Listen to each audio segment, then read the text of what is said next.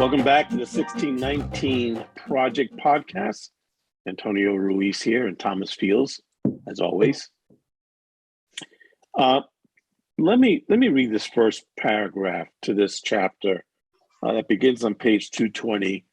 We're talking about citizenship, this show. On July 6, 1853, more than 100 delegates took their seats in Corinthian Hall, the grandest meeting place in Rochester, New York.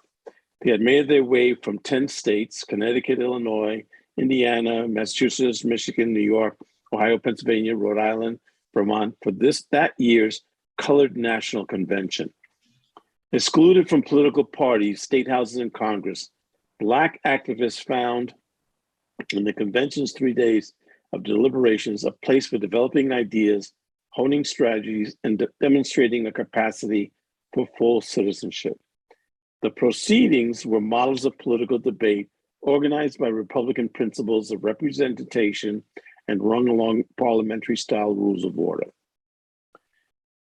Now, this is in 1853, before the Civil War. Mm-hmm. What I thought was significant about this paragraph and this whole chapter is what even continues today.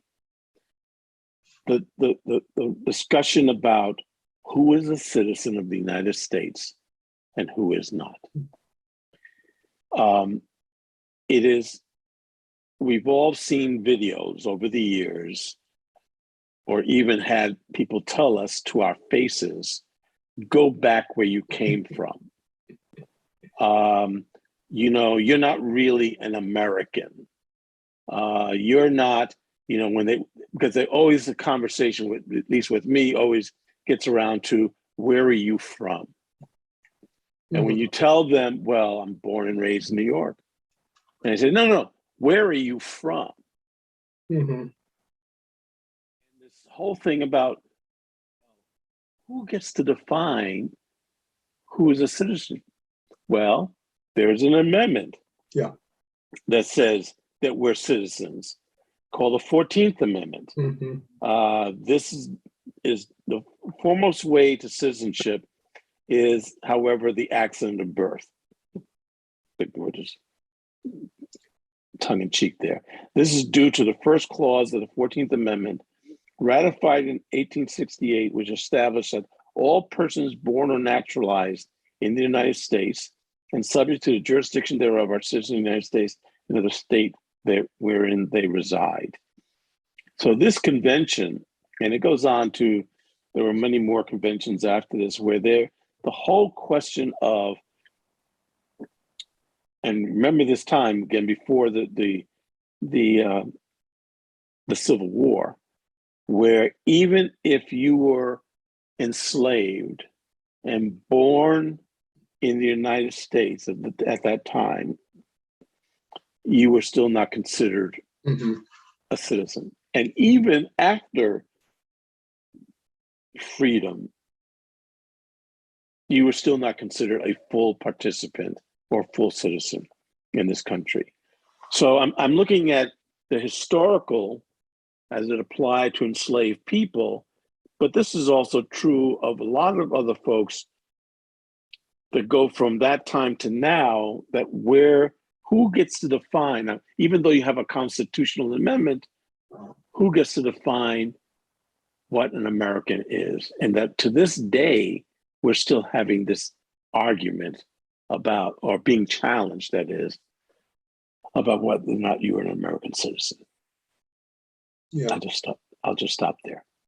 Well, if you can bring this to contemporary times, the birther argument that was used to try and illegitimize Barack Obama as president. I mean, that in many ways swept Trump into power.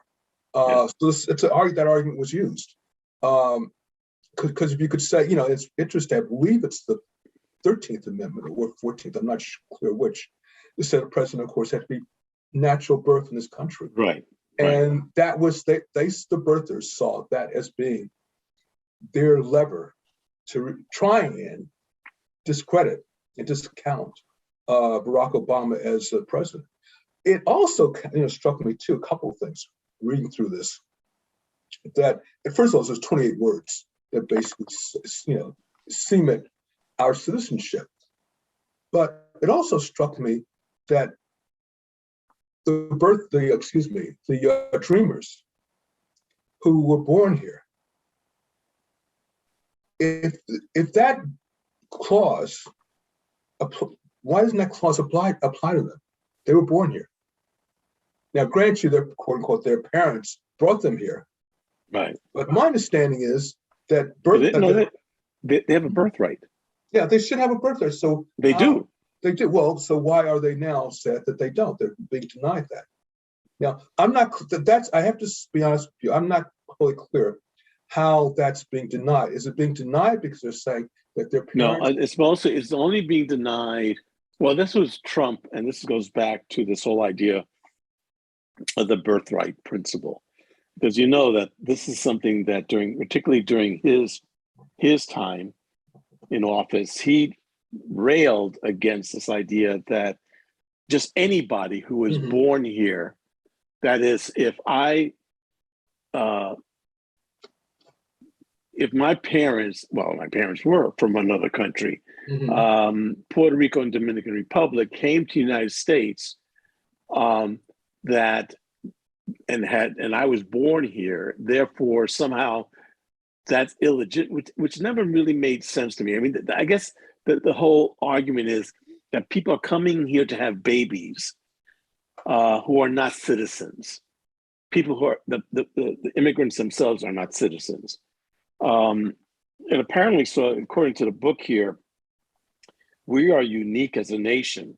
Yes. The birthright principle distinguishes the United States as a democracy, and while that rule predominates in the Americas, it is not a standard feature of democracies worldwide. Many nations determine a child's citizenship by a mix of factors, in addition to place of birth, including the citizenship status of their names. There was the House of Representatives in each session since 2007 has introduced a Birthright Citizenship Act, a law that would exclude the U.S.-born children of undocumented immigrants from birthright protection. In 2018, then President Donald Trump declared his intent to do away with birthright, although how he would have ever done that, I don't know, because it is a constitutional amendment.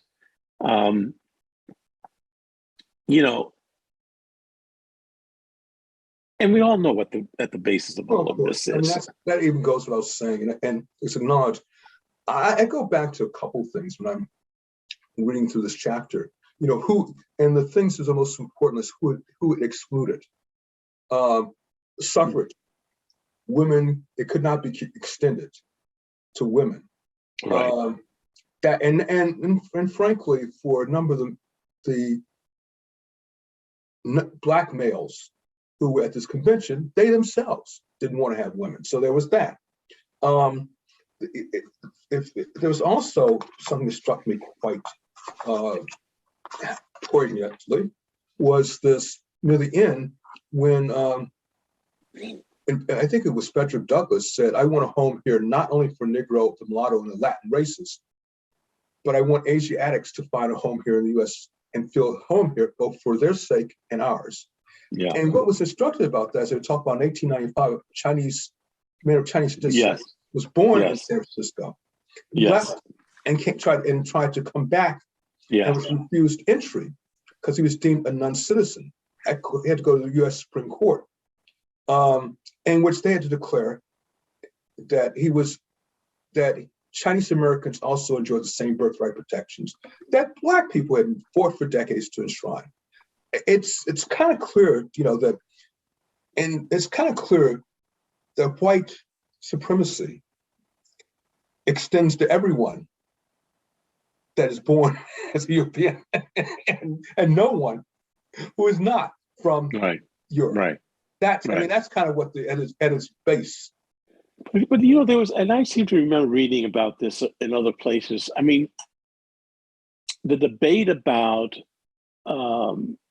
even people who came from certain European countries, Southern European countries, Italians, dark people, Jews. Jews. I mean, it was how this country set itself up to protect certain classes of people, because who had the power at the time. Yeah. So what defined them as people of British descent, people who were the gentry class, the property owners. I mean, these are the folks that wanted to keep that power, and the idea that other people, and this is where I think the race construct gets to be really interesting, because I'm about where it got started, that we started to distinguish. It's all about class at one point, right? Yeah. The gentry class, the merchant class, but then at some point, and it wasn't just with Black enslaved people, it was also distinguishing other people that they decided they didn't look like them, they weren't from those countries.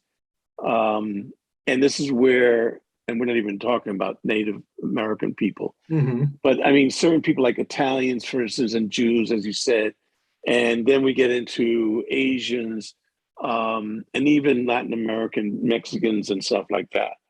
And and what defines, and then people could actually define this even after the 14th Amendment, could still take it upon themselves to define who an American is. It's the part that and it's so. And my point is that that's when the race thing kind of gets a little more cloudy in it.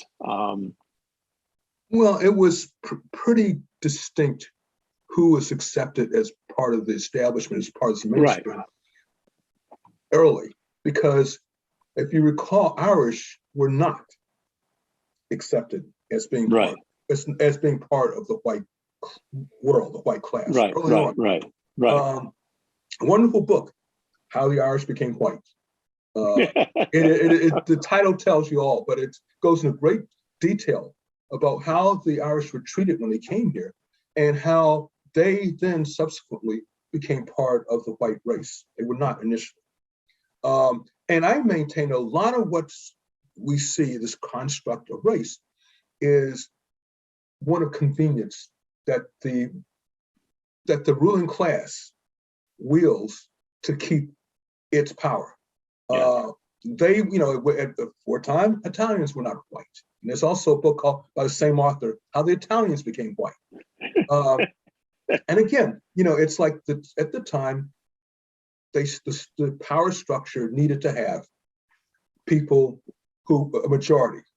Irish could help get that majority. Italians could help get that majority. Jews were certainly not a part of it. Up till World War II, I maintain that that Jews only became white after World War II. And that was for, to be very honest with you, I maintain it was for political reasons. It was for geopolitical reasons why they became white, and why they became, because let's face it, they became the ally in the Middle East against those people who were not white. Right. Those people who were not white, who had oil. This goes back to the days of the British. So this whole construct is there for political reasons, geopolitical reasons, and economic reasons. Let's not forget that. Yeah. I was searching for something here, and you probably read it, and I can't find it now. But when Andrew Johnson basically vetoed the first civil rights bill, he listed who was not part of that the white supremacy class. And I was struck by who he claimed, but one of which was, they said gypsies. Gypsies were. Right. I've never seen that before. Yeah, this is now, I'm looking at page 232. Okay. There's a paragraph here that talks about lawmakers transformed the post-war Congress from an ineffectual and muddy body into a staunch promoter of Black citizenship. So this was their Civil Rights Act of 1866, Right. which opened with a declaration of the citizenship as birthright. But it does get into, so here it is, President Johnson, That's it. Andrew Johnson, who had decried the act's challenge to white supremacy. He's talking about this Civil Rights Act of 1866. The distinction of race and color is by the bill made to operate in favor of the colored and against the white race. He did not mask what troubled him. The affirmation as citizens of the Chinese of the Pacific states, Indians subject to taxation, the people called gypsies, as well as the entire race designated as Blacks, people of color, Negroes, mulattoes, and persons of African blood. This guy had a list. Yeah, and what I found interesting is that this inclusion of gypsies. So if you go back to Europe, I mean, Europe calls them Romas. And those, I mean, and I think that is shorthand for Romania, people from Eastern Europe. Right. So really, he's also putting that class, also Europeans, but not that they're not the right kind of Europeans. And I'm just always amazed is like, where do these people come up with these? I mean, look, I get it. If you're a certain class of white people, and people who do not look like you, or at least your version of what looks like you, is like, to then, I mean, I'm just trying to picture myself back. Okay, I get it. And if you from England and you've been exploiting people all over the world, I understand how they got to like say, okay, Asian people, well, they definitely don't look like us, and Africans definitely don't look like us. But how they start to do this whole shade thing, because like the Irish, the Italian, which to me, the Irish, I mean, they look about as white as anybody I know. Who decided this? What was it about these folks that got them thinking that, yes, we're going to put them in a certain classification? Well, as the Irish, part of what happened with the Irish goes back to their history. They had land. They had land that the Brits wanted. Yeah. And it was used, that land was used to feed the British, empire, not the empire, the British Isles. And so, it was an economic decision to make them not white. So if you made them not white, you could take their land, you could actually even starve them. That's a famine. We had the famine all over again. I maintain that much of what we use as race, construct as race, is done for economic reasons. And I don't want to sound Marxist about it, because I don't buy into the Marxist theories either. But it does come down to history. And history does say that people exploit other people. And often when they exploit other people, at least and I use the word contemporary loosely, but in relatively modern times, you justified your exploitation, your enslavement of people by their race, because they were not as civilized as you. And therefore, that was what you did. I think that's how you designate certain people, because you have to find a way to justify your exploitation, particularly if you do it under the cloak of being Christian. And as you know, most of Europe, if not all of Europe, was founded on Christian beliefs, those, bedrock, solid Christian values. So you can't just go out and enslave people. And the illustrative of Christopher Columbus, when he came here, and he wanted to enslave the natives here. The king, and I believe the Pope as well, said you can't enslave them because they have souls. And we need souls, particularly. Right. We need those souls that, for our Christian. And then they had a ruling that they would know, they needed to be Christian. They need to not only be Christians, they need to be civilized. And in order to be civilized and Christian, we need to put them in bondage so they understand what it means to be a Christian. So that's, I mean, to me, that's the foundation of how you start this whole thing. And I'm not saying that that was the way slavery started, because it certainly wasn't. But that began the cycle of people being different, people being not human, Right. being less than human to justify slavery. You know, this book on this chapter on citizenship is so interesting, in that when you start to trace all the different phases, efforts to grant full citizenship to freedmen, the Reconstruction Act of 1867 mandated the establishment of new governments in the South, with Black men now eligible to vote and hold office, and required ratification of the 14th Amendment as a condition for readmission into the Union. Right. And, you know, but by, I guess it was in July 1868, the requisite 28 states had approved the amendment, and it was ratified. However, 3 of the 4 slaveholding border states that had remained in the Union, and this is the part that really kills me, because you don't think about a couple of these states, Delaware and Maryland. Well, I did, because I lived on a border. Well, Maryland was yes, a slave state, and Kentucky did not ratify the amendment until years later.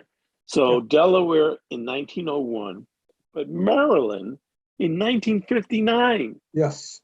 And Kentucky in 1976.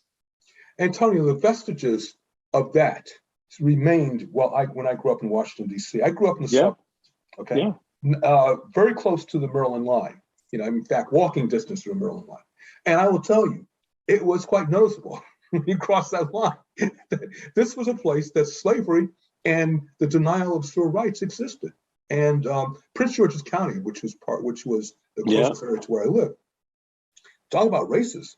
Oh, I mean, up until well into the 70s, the schools there were segregated. Now, they may not have been segregated by law, but they clearly were segregated. And that's just the way it was. And people had those attitudes still. So that came to me as no surprise. Yeah, and extending out from this, you know, this idea that of citizenship,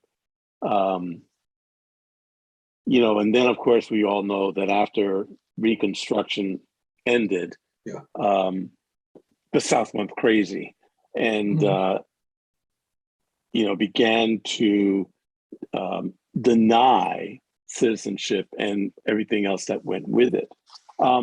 I just think that one of the things that continues to just amaze me is, again, kind of as we read this history, and then we look at where we are in 2022. You know, I just filled out my my ballot this morning, and I don't know. I've been doing this. I didn't start really voting until I was in my mid 20s, I think, early 20s. You know, I did. You know, you just sort of like grow up taking a lot of stuff for granted. And even when I started voting, I didn't think much of it. You know, it's just like, I don't know, I'm voting, right? Until you really start to understand the history of voting in this country and all the efforts that have been made to deny people, not just Black people, women, and even not just women, you know, Black women and Asian people, and even in a lot of places, you know, Puerto Ricans, for instance, in Puerto Rico, are citizens of the United States but cannot vote in presidential elections.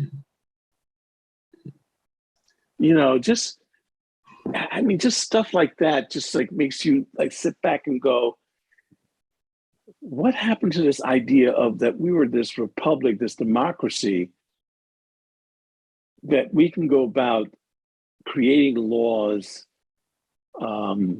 prohibiting people from voting. And in the end, it's again back to political power. And all of this whole chapter, this whole book is about political power. Yeah. You know, Antonio, it's baked into our DNA as a country. We started off with this thing that was called the Declaration of Independence, the Constitution. There are some wonderful words in there, some of the thoughts of revolutionaries in there. But of course, it was not something we fulfilled as a nation. And we're still trying to fulfill it. I think that those two documents are phenomenal. I'd like to live by those documents. Do we as a country live by them? Have we fulfilled them? The answer is no. But it certainly is worth us striving for. One comment too.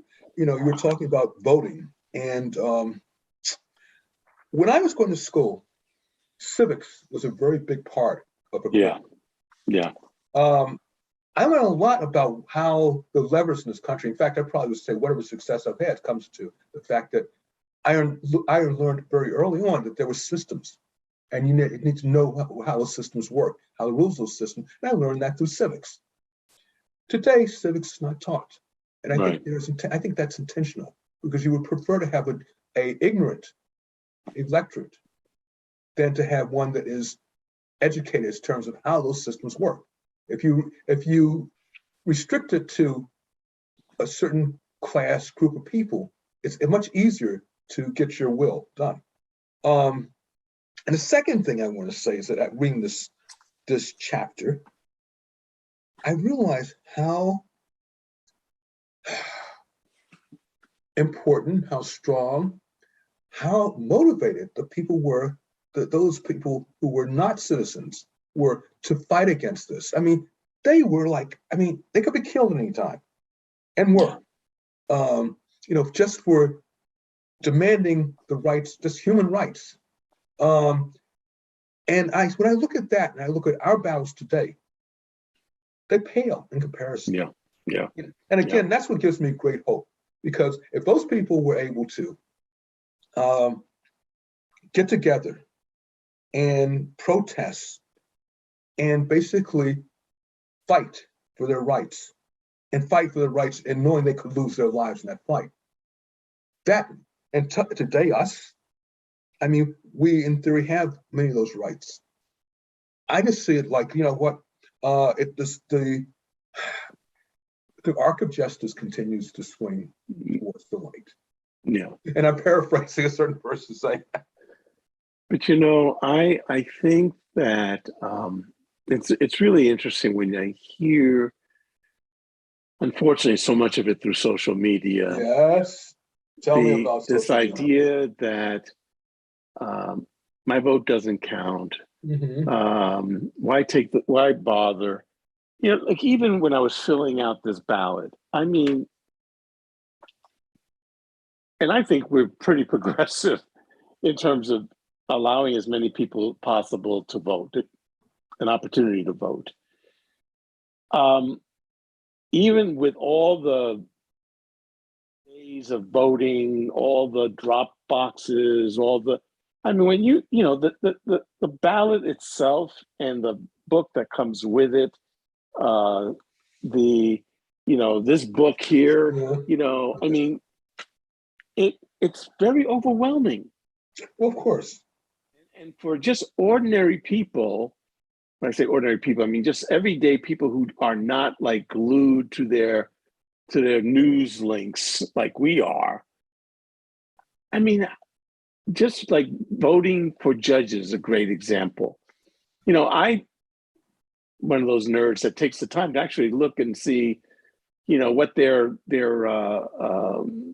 ABA ratings are, but I do depend on endorsements from, liberal media outlets. And then, of course, if I know them, I know them. But how many people just go, oh, judges? I don't know. Mm-hmm. Judges, and yet that's such an integral part of our system. Look, Antonio, let me give you an example. You talk about why some people say my vote doesn't count. The system is set up. Let's look at our dear city. Exactly. Our dear city, Long Beach. Okay, we have an election here in April. It's done intentionally because what happens is a certain. Well, it's been moved to June. The primary. Okay, they moved it to June, but it was April. Right, it was April, but now it's all together. Yeah. Okay, yeah, but part of that was initially. Yes, I know. To suppress the vote. Well, it's not called that. They bring out so that certain groups would dominate the ballot box. And but even by moving it to June 7th, it doesn't matter. I know that because people, I mean, how many people come out for primaries? Yeah. Well, that's part of the problem. Part of the problem is that what has happened is we've allowed certain groups, certain what's the word I'm looking for?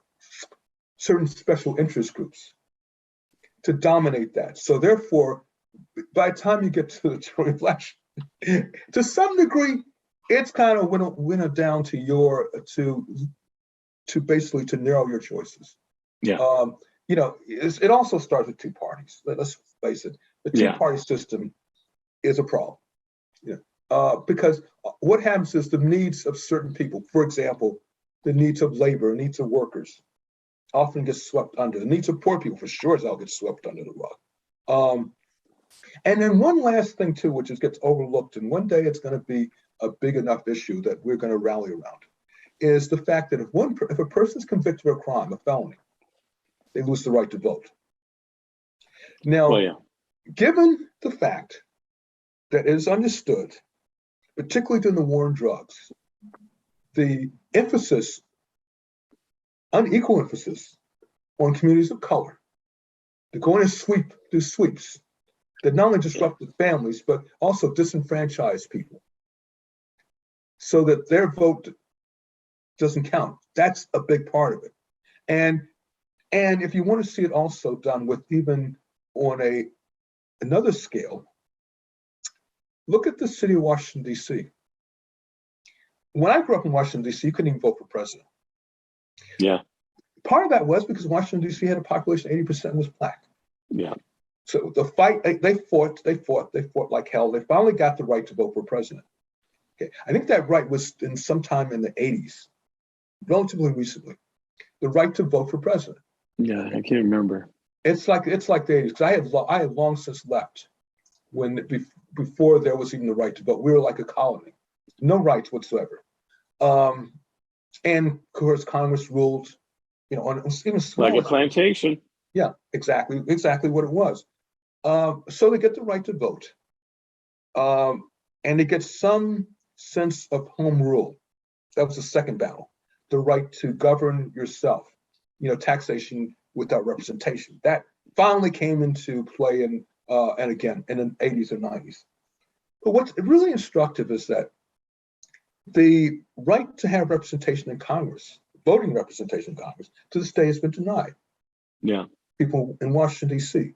And it again gets back to who has the right to vote. The people in Washington, D.C. are denied the right to vote. They are not criminals, they're not ex-felons.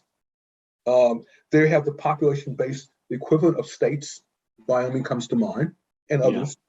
Yeah. And yet it has been deemed that these people are unworthy of the right to vote. And because the belief and who's been holding it up has been mostly Republicans. Yeah, mostly Republicans. And I would go so far as to say, again, I know it has its roots in the city being Black.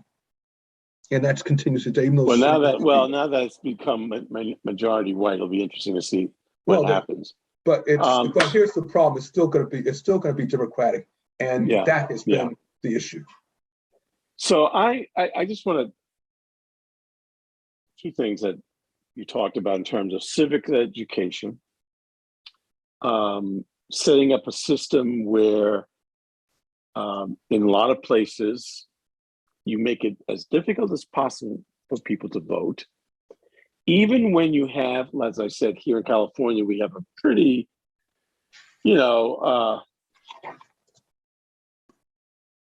effort to give people an opportunity to vote. And the question then becomes, well, why don't more people vote?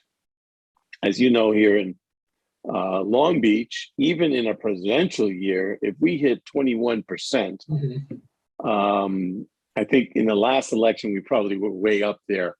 But as a rule, particularly in these off-year elections, councilmanic elections, some districts are down to like less than 10% of people vote. So I was remarking to the amount of junk mail I've gotten. Oh, yes. Yeah, I know.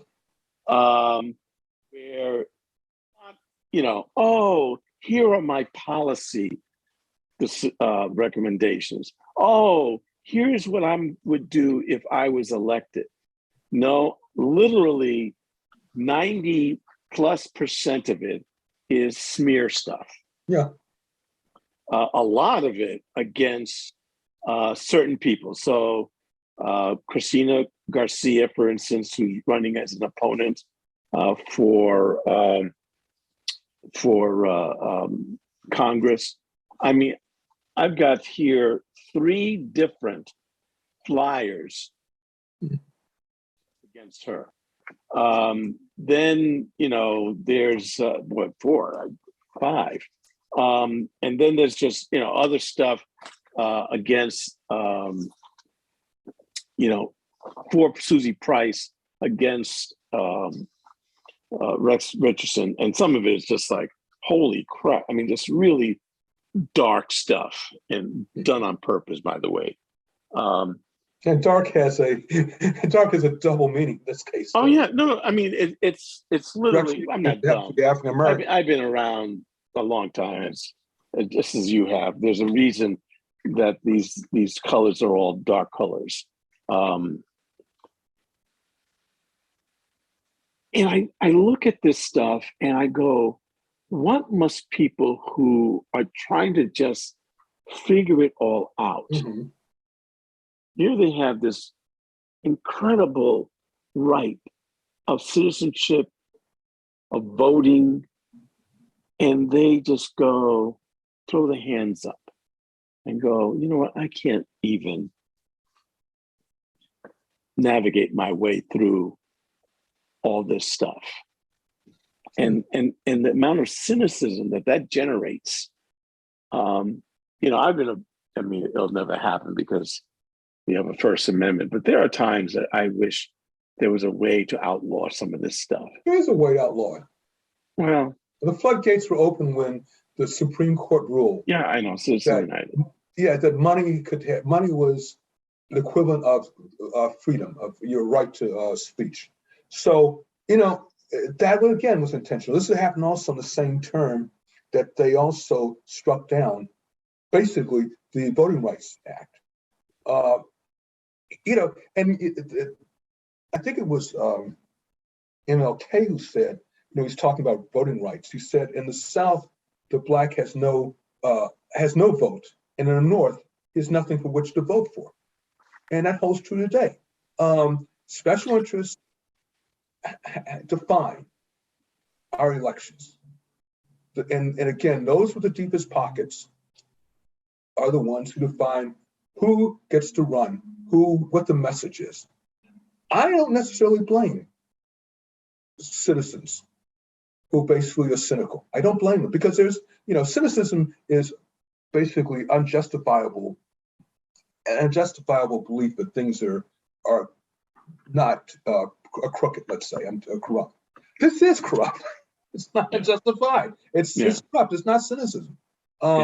And so, what is the answer? I mean, I know what the answer is. The answer is one big answer would be, is to get money out of politics. And there are places that's been done. Another one is to have more political parties. And that's been done. So not just 2 parties are at the table. There's a lot that can be done to repair this democracy. Yeah. I think, getting back to this topic of citizenship and you see it every now and then pop up, the challenge to native-born American citizens. Here, take the test that immigrants have to take to become citizens. Yes. And, Yes.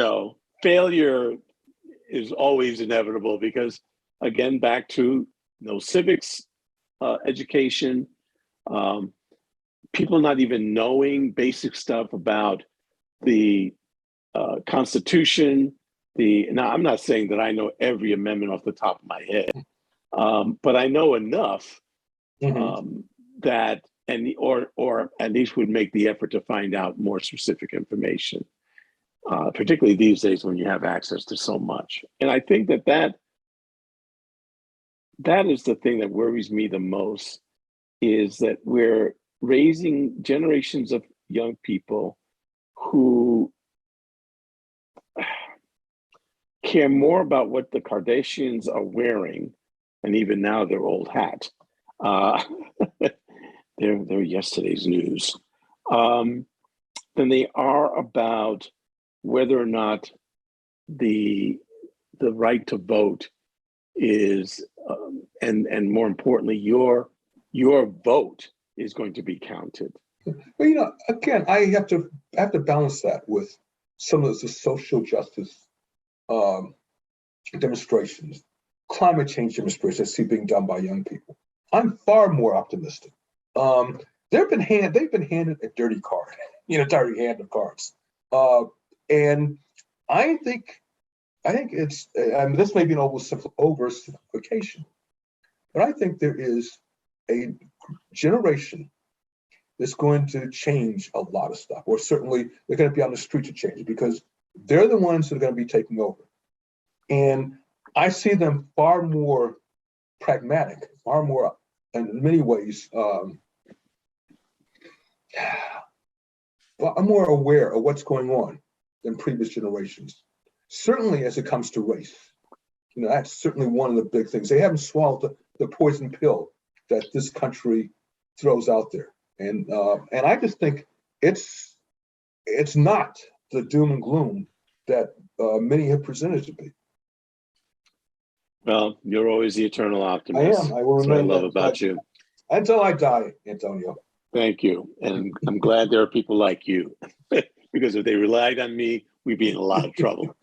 All right. Well, listen, it's been a great discussion on citizenship. The book is, of course, the 1619 Project.